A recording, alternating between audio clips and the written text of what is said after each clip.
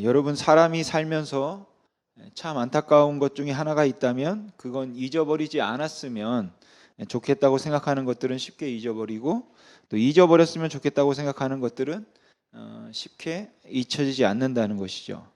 옛날 속담에 사람들이 원수는 돌에 새기고 은혜는 물에 새긴다 라는 말이 있습니다.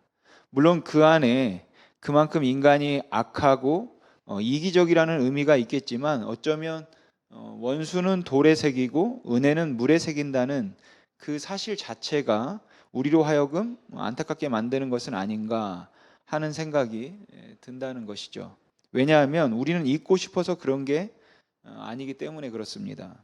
그러니까 그냥 사람들이 워낙에 이기적이기 때문에 은혜는 쉽게 잊어버리고, 원수는 두고두고 잊지 않으려고 해서 기억하고 있는 것이 아니라, 안 좋은 것은 사실은 빨리 잊어버리고 싶은데도 잊혀지지가 않고, 좋은 일들만 기억하고 싶은데도 좋은 일은 쉽게 잊혀지기 때문에 그렇다는 것이죠. 즉, 사람들이 은혜를 잊어버리는 건 그 사람이 그렇게 배은망덕한 사람이라서 은혜를 잊어버리는 것이 아니라, 그냥 사람이 생긴 것이 그렇게 은혜를 쉽게 잊어버린다라는 것입니다.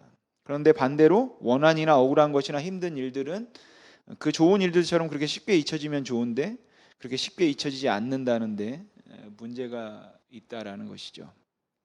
조금 더 정확하게 말하자면, 은혜를 입었다는 사실은 기억하지만 그때의 감동이나 느낌은 쉽게 잊어버리게 되어 있습니다. 그러니까 원수는 그 사실을 기억하는 것만으로도 충분히 고통스럽고, 그 느낌이, 그때 그 당시의 느낌이 살아나는데, 은인은 사실을 기억하는 것만으로는 그 당시의 감동이 안 살아난다라는 것이죠. 그러니까 은혜는 그 사실을 잊어서가 아니라 감동을 잃어버리기 때문에, 그 느낌을 잃어버리기 때문에 잊게 되는 것입니다. 근데 그뿐만 아니라 바르게 살고자 애를 쓰는 사람이라면, 그 사람은 의도적으로라도 옛날에 안 좋은 일들, 범죄한 일들, 그것들을 모두 다 빨리 잊으려고 노력을 하겠죠.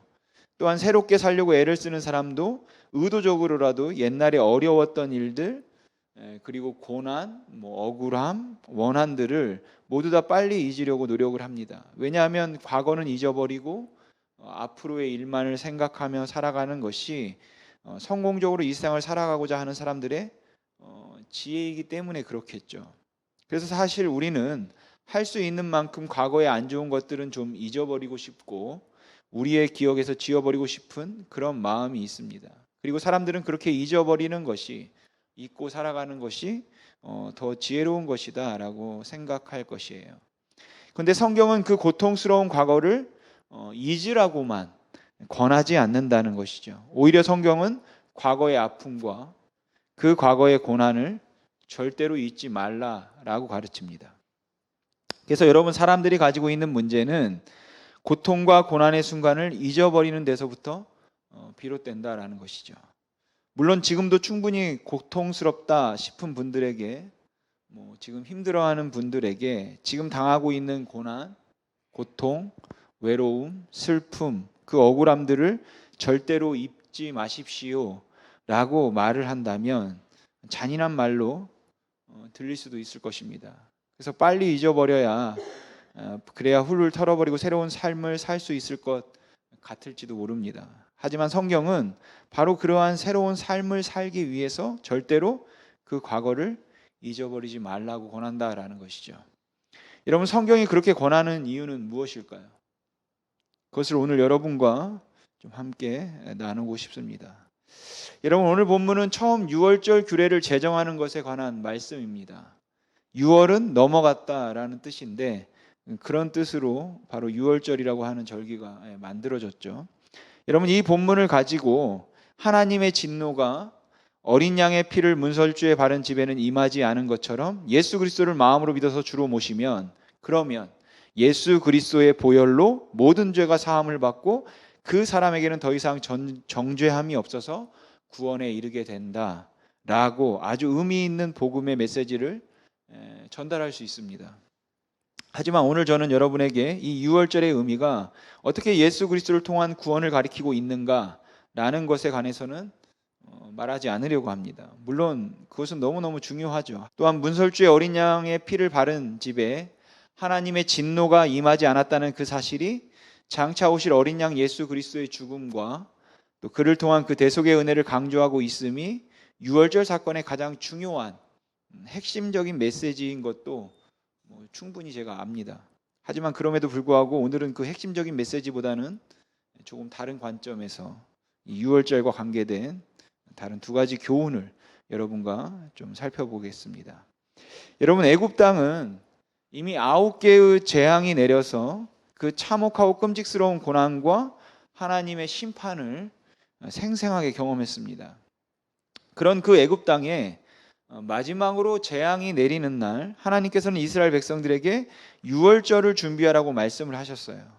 여러분, 그때 이스라엘 백성들에게 주셨던 유월절 절기에 관한 규례가 대략 이렇습니다. 우선은 그달 열흘째 되는 날, 이제 이 달이 해의 첫 달이 이제 되죠. 1월 10일 날, 그러니까 이스라엘 백성들은 흠없고 1년 된 수컷 어린 양이나 염소를 미리 준비해야 했습니다. 그리고 그것을 먹고 남기지 않도록 하기 위해서 서로 누구와 함께 먹을 것인가를 미리 이웃들과 의논해서 계획을 세우고 그 양을 닷새 동안 보관해 두어야 했습니다.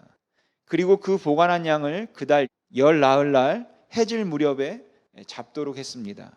그렇게 양을 잡은 후에는 그 피를 모든 유대인들의 집에다가 다 바르는 것이 아니라 양을 먹을 집 문설주와 임방에 바르도록 했습니다.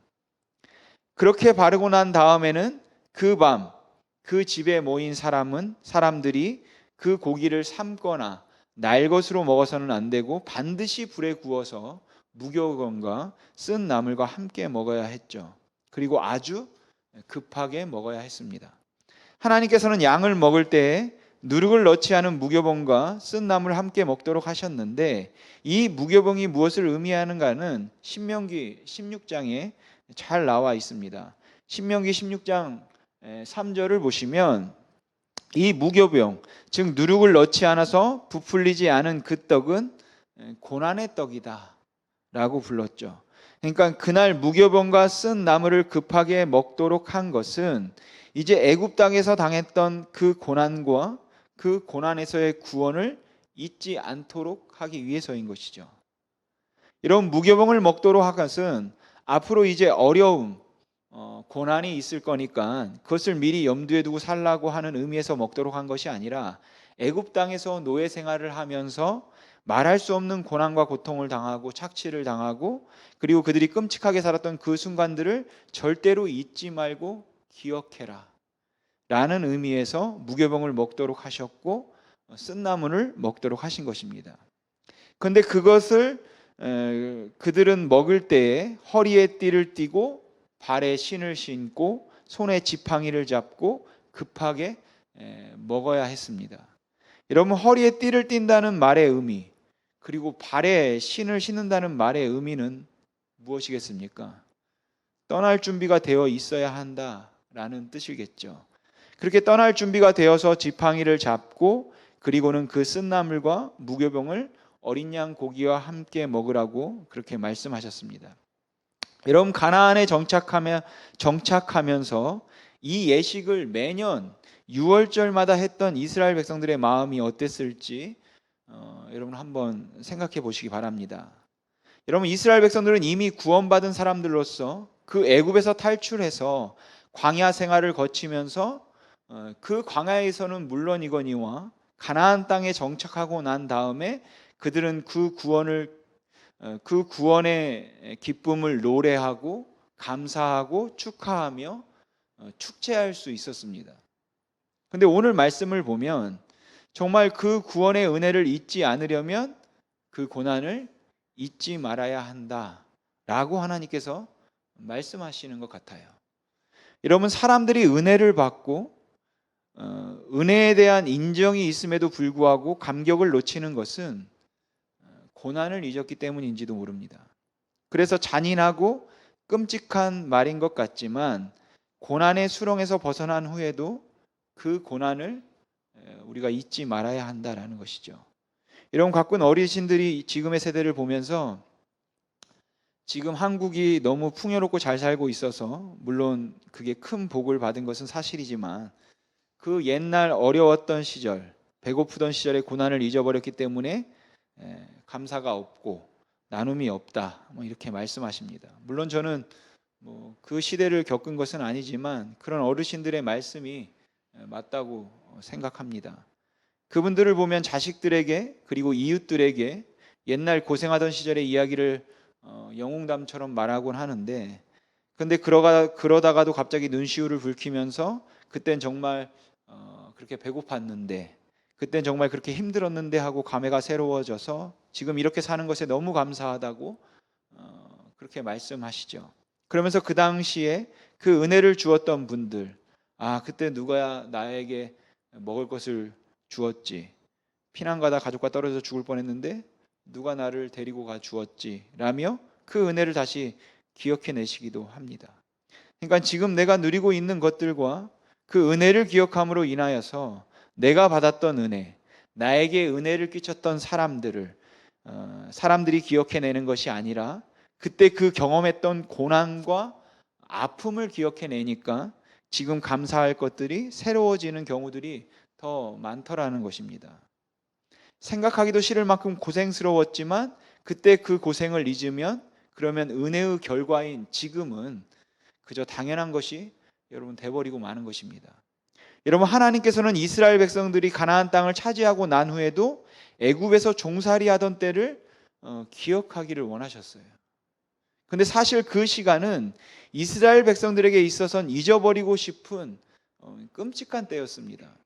여러분, 그들이 그 애굽에서 종살이할 때 얼마나 힘이 들었습니까?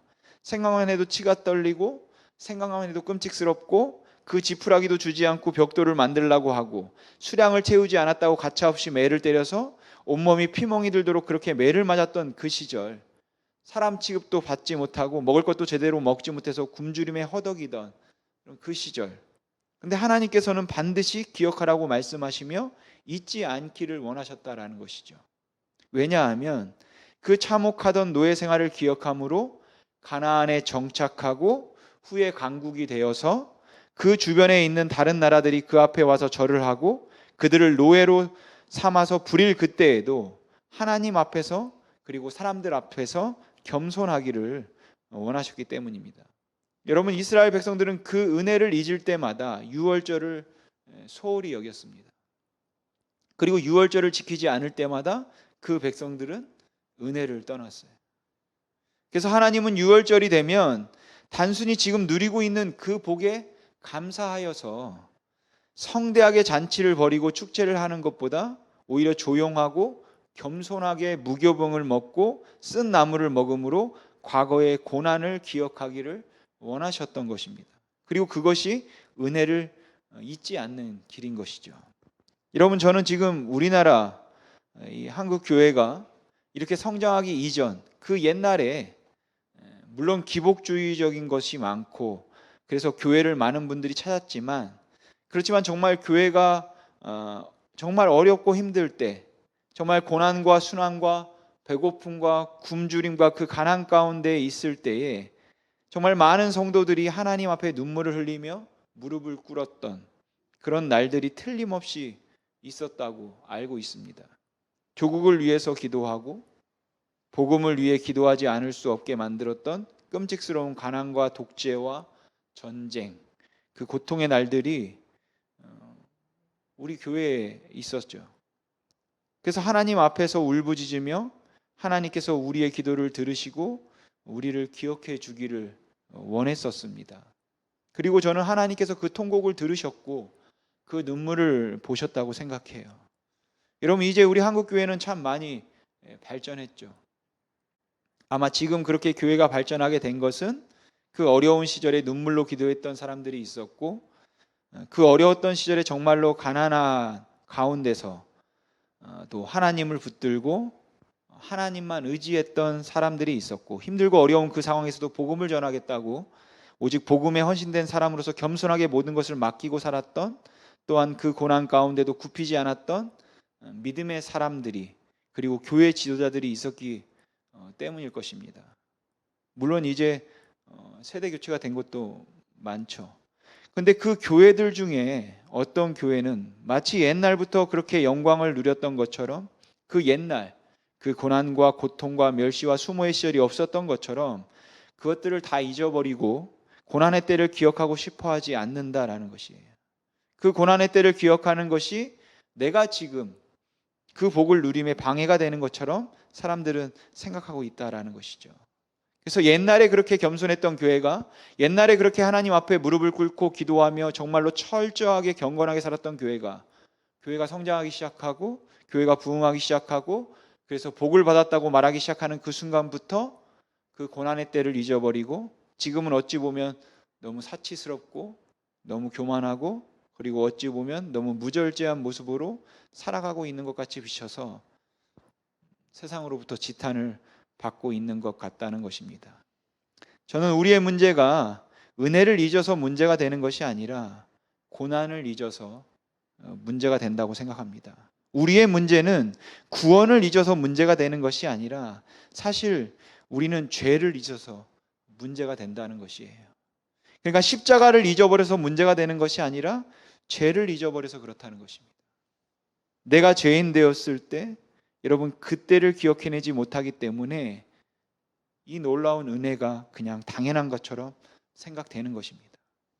그러니까 은혜를 잊게 만드는 이유는 고난을 잊었기 때문인 것입니다. 죄인 되었을 그때를 잊었기 때문인 것이에요. 여러분 하나님께서는 애굽을 탈출한 후에도 쓴 나물과 무교병을 급하게 먹으라고 하셨습니다. 이것은 은혜를 잊지 않기 위해서는 고난을 기억하라는 말씀인 것이에요. 여러분 이번 주간은 고난 주간입니다. 우리가 그 십자가의 은혜에 대한 감격, 주님을 믿고 주님의 은혜에 감사하며 헌신하던 때를 기억하려면 우리는 죄인 되었던 때를 잊지 말아야 하는 것입니다. 죄 가운데 있을 때 경험했던 두려움과 그 영혼의 황폐함을 잊어버리면 은혜의 가치가 희석되는 것은 여러분 당연한 결과인 것입니다. 그래서 저는 감히 고난을 당하는 분들에게 또는 현재도 혹시 고난을 당하고 있는 분들이 계시다면 그 고난을 가능하면 잊어버리라고 그렇게 권하기보다 잊지 말라고 권하고 싶습니다. 여러분 고난의 때를 잊지 마십시오. 여러분들이 당하고 있는 그 고난의 때를 지나서 긴 고난의 터널을 통과하고 난 후에도 사망의 음침한 골짜기를 지나고 난 후에도 여러분 그걸 잊지 마시기 바랍니다. 여러분 이건 그때를 기억하며 항상 괴로워하며 살라는 것이 아닙니다. 여러분들이 그 고통 때문에 전혀 기쁨과 즐거움을 누리지 못한 채 그냥 슬픔 가운데 머물라는 것이 아니라 더 이상 괴롭지 않게 되었을 때 그 고난의 아픔을 기억하라는 것입니다. 그러니까 혹시 여러분들이 지금 고난 가운데 있다면 지금 현재 여러분들이 아파하고 힘들어하는 그 순간에 지금 내가 너무 힘들고 괴롭지만 하나님께서 나로 하여금 사망의 음침한 골짜기를 지나가게 하시고 하나님께서 나로 하여금 이 말할 수 없는 두려운 고난의 긴 터널을 지나가게 하신 후에 나로 하여금 잔잔한 물가에서 쉬게 하시고 나로 하여금 그 푸른 초장에 눕게 하실 그때에도 나는 이 고난의 터널을 지나갔던 지금 이 순간 나는 이 음침한 골짜기를 지나갔던 그때의 그 두려움 그것을 내가 잊지 않겠다고 하나님 앞에 다짐하고 그것을 붙들어야 한다는 것을 제가 말씀드리고 싶은 것입니다. 그리고 그럴 때 우리는 하나님 앞에 또 세상 앞에 사람들 앞에 겸손할 수 있는 것입니다. 물론 우리가 그 아픔의 때를 잊어버리지 않는 것이 힘들 것입니다. 다 잊고 싶고 혹 지금 고난 중이라면 그냥 빨리 지나갔으면 좋겠다고 생각하시겠죠. 물론 빨리 지나가야겠죠. 그리고 저도 여러분들이 그런 상황이라면 빨리 지나가게 해달라고 기도할 겁니다. 그렇지만 그것이 지나갔을 때 잊어버리지 않는 것이 우리를 낮추는 길임을 여러분 잊지 마시기 바랍니다. 여러분 하나님께서는 그걸 이스라엘 백성들이 알기를 원하셨습니다. 그래서 그들이 애굽을 벗어나서 가나안 땅에 전착하고 그 가나안 땅에서 그들이 이제는 하나의 국가로서 다른 주변에 있는 민족들을 다스리며 살아가는 그때에도 너희는 해마다 유월절이 되어서 애굽에서 벗어났다는 영광을 누리게 되는 그때마다 너는 언제나 고난의 무교병을 먹고 쓴 나물을 먹어라 라고 말씀하시는 것입니다. 또 하나 오늘 말씀에서 생각해 볼 것은 가족 수에 따라서 또는 가족 수가 적으면 이웃과 함께 양을 잡고 그것을 먹고 남기지 말라고 하신 말씀이에요. 여러분, 사실 그날의 애굽에서는 우리가 상상하기 어려울 만큼 끔찍스러운 진승들과 사람들의 대학살이 있었죠. 이스라엘 백성들이 모인 곳에서는 그 열 나흘째 되는 날 해질 무렵에 수많은 양과 염소들이 죽었습니다. 출애굽한 남자들만 60만이었다고 하니까 그 가족들까지 짐작해 보면 좋기 200만은 되었을 것이라고 보통 짐작되는데, 그 200만 정도의 사람들이 먹을 수 있으려면 도대체 몇 마리의 일련된 양과 염소를 잡았을까요? 아마도 수만 마리는 좋게 잡았을 거라고 생각되어집니다.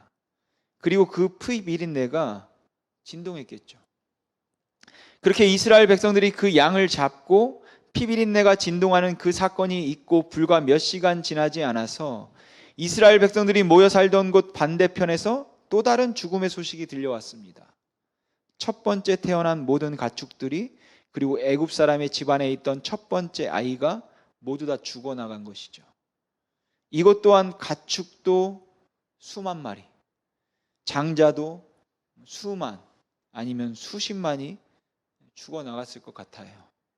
그러니까 이스라엘 백성들이 그 양을 잡아서 그 양의 피를 문설주와 임방에 발라 피비린내가 진동하던 그때에 그곳과 다른 곳에서는 그 장자들이, 그리고 첫 번째 가축들이 모두 다 죽어나가기 시작한 것입니다. 여러분, 이런 상황에서 양을 잡아서 먹고 있는 모습은 결코 이웃을 초청해서 잔치를 하는 그런 분위기일 수는 없을 것이에요. 그러니까 하나님께서 이스라엘 백성들을 구원하시는 그날, 하나님의 심판이 애굽에 임하여서 애굽에 있던 사람들이 죽어나가고, 그리고 이제 우리는 자유의 몸이 될 것이라고 해서 축하하고 잔치를 벌이고 노래 부르고 춤을 출 수 있는 그런 상황은 아니라는 것입니다. 거기에는 절제와 두려움이 있어야 한다는 것이죠. 그리고 이스라엘 백성들로서는 이제 하나님께서 하실 일을 감당하기 위한 그 두려움과 떨림 때문에 갖게 되는 공동체 의식이 있어야만 했던 것입니다. 그래서 하나님께서는 그 유월절 양을 잡아 먹을 때에 남기지 말라고 말씀을 하셨던 것이에요. 아무리 부자라도 자기 가족을 위해 많은 양을 잡고 나머지는 버리는 그런 무절제함과 무정한 모습을 보여서는 안 된다는 것입니다. 혹 양이 크고 실한데 가족이 조촐하다면 이웃을 반드시 청해야 했습니다. 그래서 잡은 양은 이웃과 함께 먹어야 했습니다. 그런데도 불가피하게 남은 것이 있다면 태워야 한다고 말씀하십니다. 그리고 이건 잘 계산해서 준비했는데도 혹 남는다면 태우라는 것이지, 이게 남겨도 좋다라는 말은 아니에요. 여러분, 왜 양을 남기면 안 되었을까요? 왜 하나님께서는 양을 남기지 말라라고 말씀하셨을까요? 어떤 분들은 말하기를 그리스도의 보혈의 은혜를 헛되지 않도록 하기 위해서라고 합니다. 다시 말하면 그 어린 양의 희생은 곧 예수 그리스도의 희생을 가리키는데, 어린 양을 하나도 남기지 말라는 것은 그리스도의 희생이 모든 믿는 자들에게 임하여서 남김없이 그 택함 받은 사람들을 다 구원받을 것이라는 의미라고 해석하기도 해요. 또 어떤 분들은 말하기를 그리스도의 대속의 온전함을 가리킨다고 보기도 합니다. 예수 그리스도의 죽음은 바로 하나님의 공의를 온전하게 만족시켰기 때문에 예수 그리스도의 죽으심으로 우리의 죄를 남김없이 모두 다 씻어버릴 것이라고 하는 그러한 의미에서 어린 양을 남김없이 먹으라고 했다고 그렇게 해석하는 경우도 있습니다. 그럴 수 있고 맞겠죠. 근데 저는 거기에 한 가지를 더 생각해 보고 싶습니다. 좀 실질적인 이유를 생각해 보고 싶습니다. 그것은 바로 구원에 있어서 공동체 의식입니다. 왜냐하면 물론 구원은 개개인이 예수 그리스도를 구주로 믿음으로 임하는 것이지만, 구원을 받은 사람들은 공동체 의식을 잃어서는 안 되는 것이기 때문입니다. 여러분, 사실 만약 3인 가족이 양 한 마리를 잡으면 아마 다 먹을 수 없었을 것입니다. 그래서 또 다른 3인 가족을 초청해야겠죠. 근데 그 일이 그렇게 편하지만은 않았을 것이에요. 아마 지금 우리나라라면 이웃에 누가 사는지도 모르는데 그렇게 남과 함께 한다는 것은 굉장히 불편한 일이죠. 그런데 함께 해야 합니다. 남겨서는 안 되기 때문이죠. 여러분, 하나님께서는 다른 사람과 함께 나누기를 원하셨기 때문에 그렇게 하신 것입니다. 그래서 심판의 천사는 모든 유대인들, 그 택함 받은 모든 유대인들의 집을 유월한 것이 아니라 그 양을 잡아서 양을 먹던 집만 유월했습니다. 그 이스라엘 백성들이 함께 모여서 함께 식사를 하는 그 장소만 주님께서 유월을 하시고 모든 유대인들의 집을 다 유월하지는 않으셨다라는 것이에요. 그러니까 구원이 개인에게 임하는 것은 사실이지만 이제 출애굽을 해서 광야로 들어가는 이스라엘 백성은 유월절 어린 양을 통해서 하나 되었다는 공동체 의식을 절실하게 느끼고 또한 그 안에서 책임감을 느껴야 했다는 것이죠. 그러니까 여러분, 교회는 함께 양을 잡고 함께 양을 먹는 그 공동체 의식이 있어야 하는 것입니다. 남기도록 혼자 배불리 먹을 수 없는 그 절제와 검소함, 옆 동네에서 가축화 사람들이 죽어가는데 그 고난이 유월했다고 마냥 즐거워할 수 없는 엄숙함과 진지함, 이것을 잃어버려서는 안 된다라는 것이에요. 그러니까 여러분, 우리가 예수 그리스도를 나의 구주로 영접해서 나의 주님으로 영접해서 내가 구원을 받았으니까 내가 그 구원을 받았다는 사실로 인하여서 기뻐하고 감사하고 만족하고, 그래서 그것으로 인해서 혼자 기뻐하며 춤을 추면서 하나님이 나를 구원하셨다는 그 생각이 자칫 우리로 하여금 더할 수 없이 다른 사람들에게 대해서 무정하고 매정하게 만들거나, 아니면 우리가 받은 그 구원 때문에 다른 사람들을 판단하고 정죄하는 입장에 서게 되는 이유들이 어디에 있는가 하면, 그것은 하나님께서 그 백성들을 구원하시면서 너는 그 고기를 남기지 말 것이며 급하게 먹을 것이며 그 지팡이를 짚고 먹을 것이며 절제와 겸손함과 검소함과 온유함과 또한 동시에 두려움과 진지함과 엄숙함으로 내 구원을 기억해라 라고 하신 말씀을 잊어버렸기 때문에 그렇다는 것입니다. 여러분, 우리가 그 구원의 은혜를 기억하려면 우리가 고난을 기억해야 하는 것이고, 그 고난을 통하여서 하나님으로부터 우리에게 임한 그 구원을 우리가 기억한다면 그 구원은 우리로 하여금 바로 이 공동체에 대한 책임과 이 사회에 대한 빚진 마음과 이 세상에 고난당하고 고통당하는 사람들 때문에 우리가 구원받아서 너무 좋지만 우리가 함부로 기뻐하거나 함부로 축제하거나 함부로 춤출 수 없는 그러한 절제함이 있어야 한다는 것이에요. 근데 우리 교회가 그걸 잃어버리지는 않았냐라는 것입니다. 그냥 그것을 다 잃어버린 채 믿는 사람들끼리 좋아하면서 기뻐하면서 크게 지어서 좋다고 세상을 또 판단하고 정죄하고 있는 그런 모습은 아니냐는 것입니다. 여러분, 하나님께서는 이스라엘 백성들을 향하여서 양을 잡을 때는 청하여 함께 잡아 아무것도 남기지 않게 하라.